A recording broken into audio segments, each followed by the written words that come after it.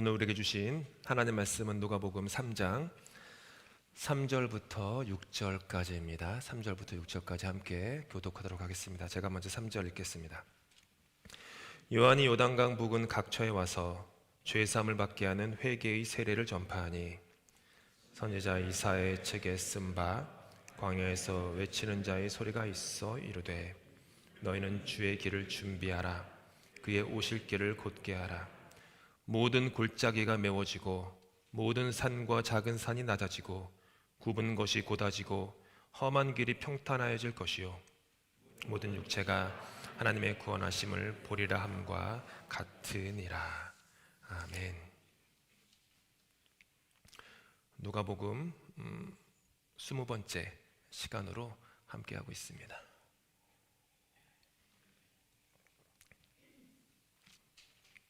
지난주 설교 들으셨으면 약간 연결돼요. 지난주 설교와 약간 연결됩니다. 제 어머니의 그 눈물의 기도와 학교 친구들의 간절한 읍소에 어쩔 수 없이 중고등부 수양회에 도살장에 끌려가는 양처럼 끌려갔던 적이 있었습니다. 너무나도 원치 않았던 중고등부 수양회였기 때문에 3박 4일 동안 식후 운동했습니다. 저에게 유일한 즐거움은 수영장에 가는 시간이었습니다. 평소에 보지 못하던 장면들을 보았거든요. 마지막 날 집회 때에도 넓은 예배당 방바닥이었어요. 한 150명, 200명 정도 수련회를 갔었는데 그 넓은 그 예배당 제일 뒤에서 제가 어떻게 앉아 있었냐면 그 팔을 뒤로, 몸을 뒤로 받침 젖힌 채 이러고 있었어요. 언제 끝나려나. 제가 그 회개하는 마음으로 예배드릴 때 그렇게 앉아 있는 분들을 늘 용서하는 마음으로 죄를 갚는 마음으로 목회하고 있습니다. 좋으시는 분들도 그렇게 용서하고 그래요. 제가 그랬으니까. 언제는 끝나려나 이렇게 이렇게 앉아 있었는데 마지막 날이었어요. 3일째 저녁이죠. 저 멀리 예배당 바닥에 십자가가, 큰 십자가가 놓여 있었거든요. 처음으로 그 십자가가 제 눈에 들어왔어요. 성령님이 강하게 말씀을 통해서 저를 내리치셨어요. 깨달음을 주셨어요. 그 첫 깨달음이 뭐냐 하면 나는 죄인이다. 지금도 그 순간이 기억나요. 나는 죄인이다. 가만히 생각해 보니까 지난주 얘기한 것처럼 두세 마디 한마디 쌍욕하면서 살았지만 그렇다고 그게 이렇게 나쁜 짓이라고 생각한 적도 없었고 누군가에게 어떤 위해를 가한 적도 없었고 그랬는데 아무리 생각해도 제가 죄인이라는 사실을 거부할 이유와 근거가 제 속에 떠오르지가 않더라고요. 인정할 수밖에 없었죠. 그래서 제 첫 기도가 터져 나왔습니다. 그 첫 기도가 뭐였냐면 그러면 저 이제 어떻게 해요? 그거였어요. 나 어떻게 해요? 그거였어요. 다시 저 멀리 예배당 바닥에 있는 십자가가 저에게 말을 거는 거예요. 십자가로 나아오렴. 내가 너를 위해 죽었다. 딱 그랬어요. 그리고 십자가 앞에 나아가 회개의 기도를 그때 드렸습니다. 그날 밤 저는 잃었던 생명을 찾았고 광명을 얻었습니다. 그리고 지난 주일 나눈 대로 제가 느끼지 못했음에도 불구하고 그 이후로 제 삶에 걸어가던 방향이 바뀌었어요. 이 아침에는 함께 회개에 대해서 묵상하고 있습니다. 마태복음과 마가복음에 따르면 사람들이 원근 각처에서 요한에게 세례를 받으러 와요. 근데 누가복음에서는 요한이 그들에게 가요. 이게 차이점이죠. 누가복음을 쓴 누가가 강조하고자 했던 것은 요한이라고 하는 걸출한 선지자가 아니라 요한이 전하는 회개의 세례라는 메시지가 더 중요했기 때문이죠. 여러분, 중요한 것은요, 사람이 아니라 그가 전하는 메시지입니다. 중요한 것은 목사가 아니에요. 목사가 전하는 메시지입니다. 메신저라고 부르죠.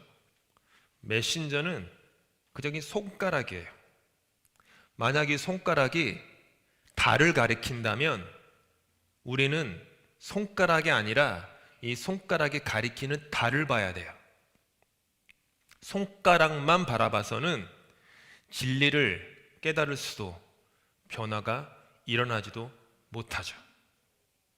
같은 개념으로 메신저의 손가락이 자신을 향해서는 결코 안 됩니다. 자신이 높아지려고 하면 메신저가 우상이 되어버려요. 이런 일들을 우리는 교회에서 자주 보죠. 특별히 교회가 커질수록, 대형화가 될수록 메신저의 손가락이 하나님을 향하지 않고 자신에게 향하기 때문에 그 사람이 우상이 돼요. 메신저는 언제나 그리고 반드시 메시지 뒤에 서야만 합니다. 그래서 이 강대상의 손가락이 가리키는 곳은 오직 한 분, 하나님이시죠. 주 안의 기쁨 누림으로 마음의 풍랑이 잔잔하니 세상과 나는 간 곳 없고 구속한 주만 보이도다. 찬송가 288장 3절에 9절이죠. 이 교회는 목사와 성도는 간 곳이 없고 구속한 주님만 보이는 거룩한 곳이 되기를 간절히 원합니다. 빈들에 있었던 요한에게 말씀이 맞아 그는 회개 사역, 세례 사역을 시작했습니다. 회개와 세례는 동전의 양면입니다. 회개를 뜻하는 헬라어 메타노이아는 가던 방향을 바꾸는 거예요. 이게 회개예요. 꼭 기억하셔야 돼요. 가던 방향을 바꾸는 것. 가끔 교회에서 원더랜드와 커미셔너스에 있는 스타벅스에 가곤 합니다. 아시는지 모르지만 제가 좀 길눈이 어두워요. 제 아내는 길눈이 밝고 저는 길눈이 어둡습니다. 그래서 길눈이 어두워서 저 교회 앞에 신호교차로가 있죠. 거기서 좌회전을 할 때가 있어요. 아유, 이 바보야 라고 한번 했는데 일주일 뒤에 또 좌회전을 했어요. 가다 보니까 이때쯤이면은 나왔어야 할 스타벅스가 나오지 않는 거예요. 그 순간 이상한데? 내가 길을 잘못 들어서 반대 방향으로 가고 있구나 깨달았죠. 그럼 해야 되는 게 뭐죠? 즉시로 길의 방향을 바꾸어서 제대로 된 방향으로 향해야 돼요. 그랬어요. 회개는 이처럼 가던 길에서 돌아서는 것이고 길의 방향을 바꾸는 거예요. 회개는 또한 거짓되고 헛된 욕망으로 움켜진 것을 놓아버리는 겁니다. 근데 이거를 잘 아셔야 되는 게 뒷부분에서도 설교 뒤에서 좀 더 자세히 설명하겠지만 아까워하면서 놓는 것이 아니에요. 회개는 이거 너무 좋은데, 이거 너무 귀한데, 뭐 반지의 제왕에서 골룸이 my precious 이렇게 안 보셨구나. my precious. 보통 젊은이들한테 이렇게 얘기하면 팍 웃는데 아무도 안 우시는 거 보니까 안 보신 거야. 가끔 영화도 좀 보시면서 이렇게 좀 워낙 옛날 영화가 됐지만 my precious. 그렇게 놓는 게 아니라 더 좋은 것을 찾았기 때문에 내가 쥐고 있는 것을, 움켜쥔 것을 놓는 거예요. 더 좋은 것을, 더 아름다운 것을 발견했기 때문에 내가 집착하던 것을 놓는 거예요. 찬송가 438장 3절에 이런 가사가 있죠. 높은 산이 다 같이 거친 들이 초막이나 궁궐이나 내 주 예수 모신 곳이 그 어디나 하늘나라 할렐루야 찬양하세. 내 모든 죄 사함 받고 주 예수와 동행하니 그 어디나 하늘나라. 높은 산과 궁궐만 좋은 줄 알고 꽉 움켜쥐며 놓치지 않으려고 살았었는데 주 예수 사랑의 깊이가 깊어져 그분을 내 삶에 모시고 살다 보니 그 어디나 하늘나라가 되는 거예요. 그렇게 움켜진 것을 놓으니까 거친 들도 초막도 하늘나라가 되는 거죠. 그래서 요한이 말하는 회개는요, 미안한 마음이 아니에요.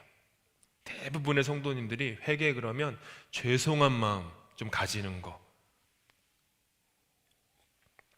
미안한 마음을 막 일으키는 거, 혹은 막 찔리는 마음을 갖는 거, 이렇게도 생각하시는데 그냥 그건 시작이에요. 근데 그게 결단코 목적지는 아니죠. 더 좋은 것을 발견한 거예요.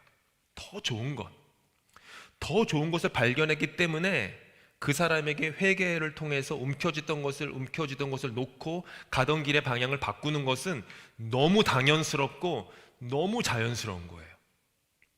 이 길이 더 좋으니까, 이게 더 귀하니까, 이게 더 영원하니까, 이게 더 아름다우니까.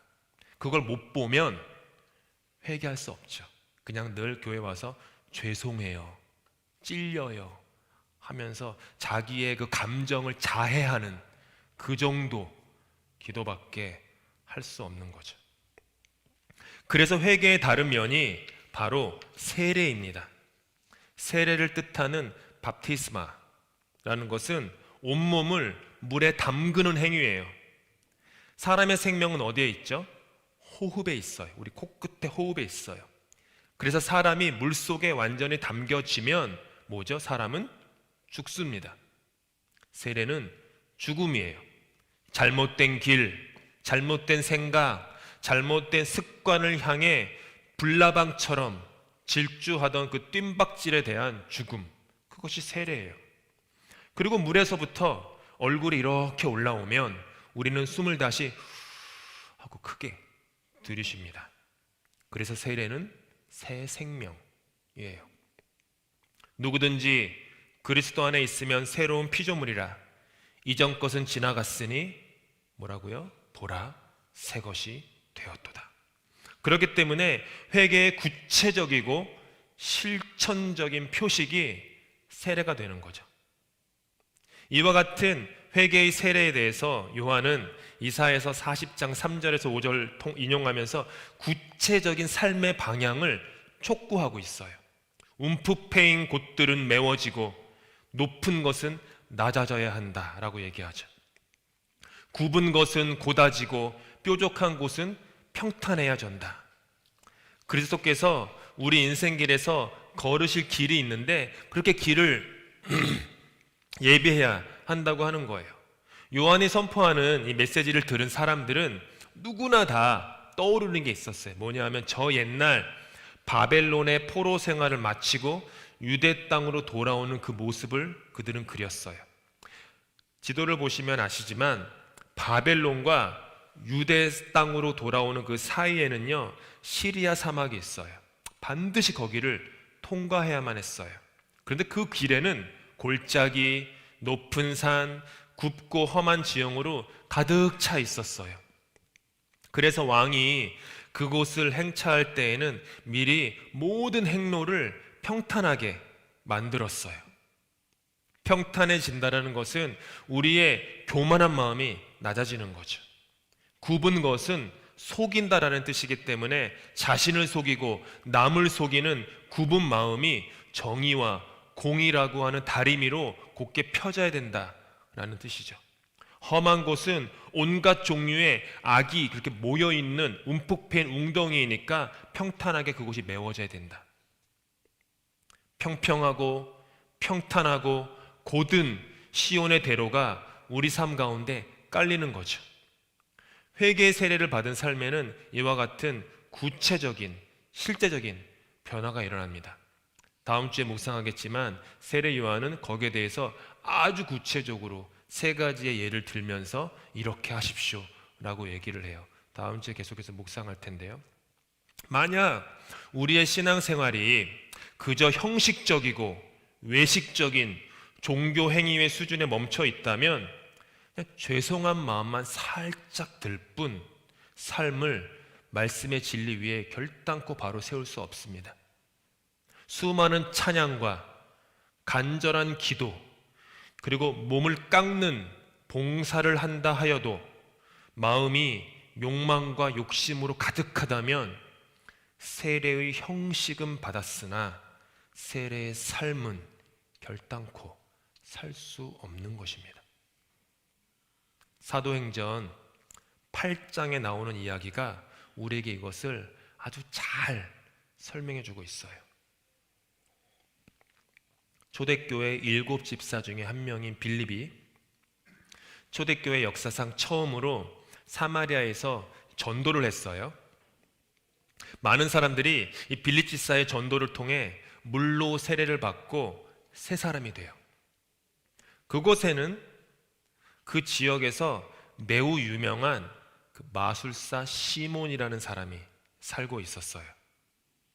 그는 능력이 아주 많아서 그 낮은 사람부터 높은 사람까지 전부 다 그를 따랐어요. 그는 빌립 집사가 하나님 나라와 예수 그리스도 이름을 전할 때 사마리아 사람들이 믿고 세례를 받는 것을 보고 그 역시 빌립 집사에게 가가지고 세례를 받아요. 그리고는요, 빌립 집사가 가는 곳은 어디든지 열심을 다해, 온 힘을 다해 그 빌립 집사를 따라다녀요. 한편 예루살렘에 있던 사도들이 빌립 집사의 전도 사역에 대한 보고를 받습니다. 사마리아 사람들이 빌립으로 인해서 복음을 접하고 물세례를 받았는데 하필이면 성령은 받지 못했다라는 보고를 들어요. 그래서 예루살렘 교회가 두 사람을 파송해요. 베드로 사도와 요한 사도예요. 여기서 요한은 세례 요한이 아니라 사도 요한이죠. 베드로와 요한이 여행을 해가지고 사마리아에 가요. 그래서 그곳에서 사람들에게 안수를 해요. 안수를 하자 사람들에게 성령이 임해요. 이것을 이제 옆에서 지켜보던 이 마술사 시몬이 매우 큰 감동을 받아요. 감명을 받아요. 근데 이 사람이 어떤 일을 하냐 하면 그 다음에 베드로한테, 마술사 시몬은 마술 일을 해가지고 돈이 아주 많은 사람이었거든요. 큰 돈다발을 갖고서 베드로에게 주는 거예요. 딱 보니까 이 베드로가 좀 리더 같아 보이니까 베드로한테 큰 돈을 주면서 당신이 가진 성령의 능력을 나도 사고 싶습니다. 이렇게 해요. 그래서 자기가 안수하는 사람은 누구나 성령을 받을 수 있게. 그러니까 시몬에게는 성령조차 자기의 이익을 위한 마술 트릭의 하나일 뿐이었던 거죠. 베드로가 성경에 화를 냈다는 말은 없지만 아마 화가 났을 거예요. 하나님의 선물을 당신이 어찌 돈으로 살 수 있냐? 어떻게 그런 생각을 할 수 있냐? 하면서 저주를 해요. 저주가 뭐냐면 당신은 당신의 돈과 함께 멸망할 것이다. 베드로가 이제 가혹한 저주를 해요. 감히 하나님의 선물을 당신이 마술짓거리를 해가지고 번 돈으로 살 수 있다고 생각했으니 돈으로 흥한 자 돈으로 망할 것입니다. 그 저주를 해요. 그런데 베드로가 여기서 끝나지 않고 마술사 시몬한테 살 길을 하나 열어줘요. 뭐냐 하면 당신이 살 수 있는 길이 딱 하나가 있는데 자신의 악함을 회개하십시오. 요거였어요. 회개하십시오. 회개하여서 가던 길에서 돌아서고 길의 방향을 바꾸고 거짓되고 헛된 욕망으로 움켜진 것을 놓아버리라 라는 초대였어요. 그런데 베드로의 말을 들은 마술사 시몬은 베드로에게 당신의 저주가 임하지 않도록 나를 위해서 기도해 주십시오라고 부탁해요. 그는 가던 길에서 돌아서고 길의 방향을 바꾸기 위해서 회개조차 자기의 입으로 마음의 진심을 다하여 하려고 하지 않았던 거예요. 마술 능력을 가진 것으로 보여졌던 베드로에게 기도를 청하였던 거예요. 보니까 당신이 기도의 능력이 있어 보이니까 나를 위해 기도해 주십시오. 성령의 능력을 가지고 있는 당신을 보아하니 굉장한 권능이 있는 것 같은데 나는 회개하지 못하니까 당신이 나를 위해서 당신이 믿는 신에게 용서를 구해 주십시오. 그래서 내가 저주를 받지 않도록, 멸망하지 않도록 해 주십시오. 이렇게 했던 거예요. 그에게는 하나님을 마음과 정성을 다해서 사랑하는 것은 안중에도 없었던 것이죠. 세례의 형식은 받고 빌립 집사를 열심을 다해 따라다녔지만 그는 형식주의, 예식주의, 요식주의, 외식주의에만 사로잡혀 있었을 뿐이죠. 삶이 하나님 은혜의 선물임을 깨닫지 못한 채 하나님을 이용해서, 하나님을 사용해서 자신이 높아져서 인기를 얻어 금전적 이익을 얻는 욕망에만 사로잡혀 있었던 거예요. 심지어 하나님조차, 그분의 세례조차, 성령조차 자신의 욕망을 성취하기 위한 도구로 사용하려고 했던 것이죠. 이런 사람들 많이 보죠. 저는 많이 보이는데 TV를 틀어도 보이고 글을 봐도 보이고. 요한이 회개와 세례라고 하지 않고 회개의 세례라고 한 이유가 여기에 있습니다. 우리는 우리 자신의 잘못된 행위나 숨겨진 욕망에 대해서 아주 잘 알고 있어요. 교회에는 이렇게 넥타이 매고 머리도 이렇게 올리고 향수도 뿌리고 귀걸이 뭐 다 하고, 저는 안 하지만 뭐 해도 되죠? 시험 드실 거니까 안 하겠지만 뭐 이렇게 해가지고 나오지만 우리 속 사람이 이 속에 남들이 보지 못하는, 심지어 나의 배우자도 모르는, 나의 자녀도 모르는, 엄마 아빠도 모르는 숨겨진 욕망과 욕심과 먼지들이, 때가 얼마나 많이 있는지 아주 잘 알고 있어요. 고쳐야지, 특별히 새해가 되면 고쳐야지, 바꿔야지 결심하고 또 결심하는데 늘 결심대로 되는 법이 없어요. 작심삼일이라고 3일도 못 가죠.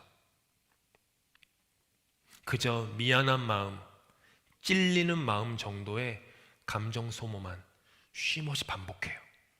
교회 와서도 이렇게 목사님이나 강대생도 회개하라 하니까 뭔가 이렇게 자꾸 감정의 엔진을 돌리죠. 막 감정의 엔진을 돌리면서 뭔가 내 감정을 내가 자해를 하면 뭔가 용서받는 것 같고, 뭔가 좀 이래야 되는 거 아닌가? 내 감정에서 피가 좀 조금이라도 흐르면은 좀 깨끗해지는 거 아닌가? 뭐 이런 식의 그 사이컬러지를 막 돌리는 거죠. 계속해서.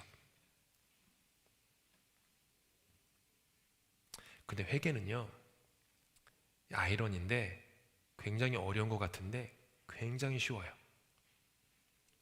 가던 길에서 방향을 바꿔 다른 곳으로 가려면 한 가지면 돼요. 그 다른 곳을 사랑하면 돼요. 그러면 돼요. 내가 가던 욕망과 욕심의 길보다 다른 길이 더 좋아 보이면 되는 거예요. 그렇게 길을 돌아서게 되었기 때문에 그에게 돌아섬은요, 희생이 결코 아니에요. 남들은 어떻게 그걸 포기했어요? 어떻게 그걸 내려놨어요? 라고 얘기하면 그렇게 묻는 사람이 희한해요. 왜 나한테 내가 희생했다고 얘기하지? 왜 내가 헌신했다고 얘기하지? 왜 나한테 믿음이 좋다고 얘기하지? 나는 이게 좋아 보여서 그러는 건데, 나는 이게 더 아름다워 보이고 이게 더 영원하고 이게 더 정말 사랑스러운 것이니까 그냥 당연하게 그렇게 한 건데 왜 나를 신앙이 있다, 믿음이 있다, 희생했다, 헌신했다 얘기하지? 이해가 안 되는 거예요. 근데 그렇게 얘기를 들을 때 마음에 우쭐한 마음이 올라오시잖아요. 뭔가 잘못되신 거예요. 그러면 스스로에게 물어보시면 돼요. 뭔가 잘못된 거예요. 그거는. 그럼 그렇지, 내가 희생했으니까 이렇지, 내가 헌신했으니까 이렇지, 내가 믿음이 좀 있고 기도를 이만큼 했고 금식을 얼마나 했고 헌금을 얼마나 했고 이러니까 이런 거지 라고 한다면, 그런 마음이 머리카락 하나만큼에도 올라온다면 마음에 뭔가 먼지가 묻어있는 거예요. 그런 게 아니죠. 여러분, 겸손은요, 겸손해야지라고 겸손하는 게 아니거든요. 남들이 참 겸손하세요 그러면 그럼 내가 겸손하지 이러면 안 돼요. 누가 나한테 겸손해요 참 이렇게 얘기하면 왜 나한테 겸손하다고 하지? 이해가 안 되는 거예요. 그 말이. 나는 겸손하려고 겸손하는 게 아니거든요. 더 좋으니까, 더 아름다우니까, 더 고결하니까, 더 영원하니까, 그게 보이니까 그게 선택하는 거죠. 더 좋은 것을 택한 것 뿐이기에 억지도 아니에요, 애씀도 아니에요, 대단한 믿음이라고 스스로 여기지도 않죠. 회개의 세례는요,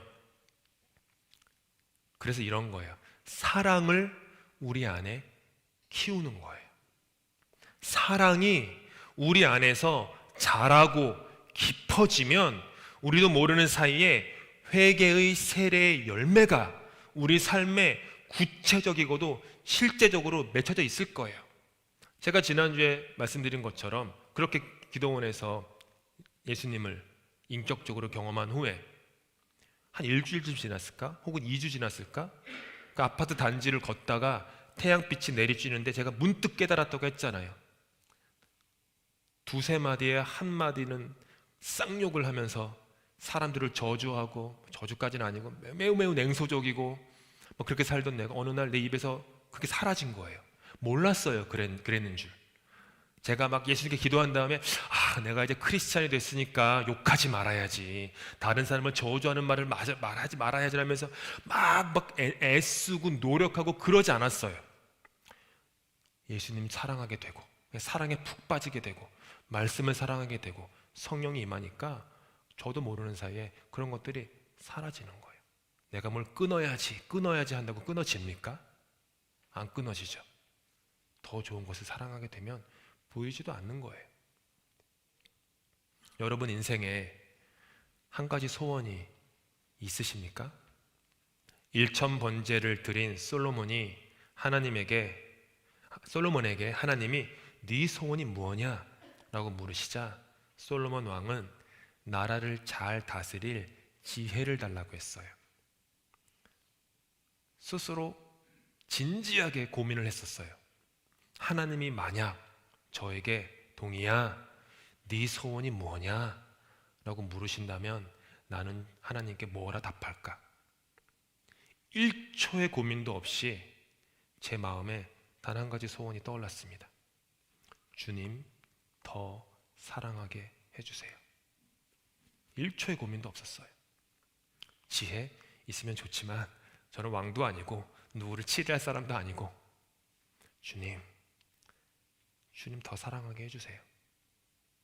내 구주 예수님 더 사랑하게 해주세요. 이전보다 더욱 사랑하게 해주세요. 일말의 고민도 없이 없는 제 평생 단 한 가지 소원입니다. 오늘 설교를 준비하면서 제가 깨달은 게 뭐였냐면 주님 더 사랑하게 해주세요. 그게 보니까 회개의 세례더라고요. 회개의 세례. 주님을 더 사랑하면 그 사랑이 깊어질수록 다른 것들이 중요치가 않아져요. 주님을 사랑하면 사랑할수록 사람들에게 바라는 인정 하나도 중요하지 않아져요. 주님을 사랑하면 사랑할수록 교인이 늘어나고 재정이 늘어나는 것들이 중요하지 않아져요. 주님을 사랑하면 사랑할수록 내가 무슨 어느 학교에서 뭘 공부해서 뭘 이루어서 어떤 타이틀을 가지고 있다 중요하지 않아져요. 주님을 사랑하면 사랑할수록 내 아이들이 다른 애들보다 뒤처지지 않고 어떻게 하면 또 이 경쟁에서 앞서갈까 조바심 내지 않아져요. 주님을 사랑하면 사랑할수록 그냥 그래지는 거예요. 주님을 사랑하면 사랑할수록 막 내가 막 좋아지는 거예요. 와, 그냥 동희, 너 정말 따봉이다. 너 정말 좋다. 저는 좀 느끼시는지 모르지만 저는 제 자신에 대해서 좀 엄격한 편이에요. 아버지에게서 배워서 그런 게 뭔지 모르지만 엄격한 편이고 자비롭지가 않아요. 좀 제 스스로에 대해서 잘 아실 수 없죠. 부목사 시절에도 설교를 하다가 설교가 뭔가 잘 풀리지 않은 것 같으면 아무도 모르시는데 제 사무실 가가지고 그냥 벽에다 머리를 칠 정도로 너무 마음이 막 그랬어요. 이렇게밖에 설교 못했나? 너무 막 그러죠. 그러니까 어떻게 보면 깨달은 게 뭐냐면 내가 나를 사랑하지 않는구나. 그걸 나중에 알았어요. 근데 또 다시 깨달은 게 뭐냐면 주님의 사랑이 깊어지면 깊어질수록 나를 사랑하게 되더라고요. 내가 괜찮은 사람이 되더라고요. 그게 회개의 세례예요. 여러분은 여러분에게 주어진 찰나의 인생 속에서 영원한 가치를 향한 삶을 살아나기 위해 어떠한 회개의 세례를 소망하고 계십니까? 다 함께 기도하시겠습니다.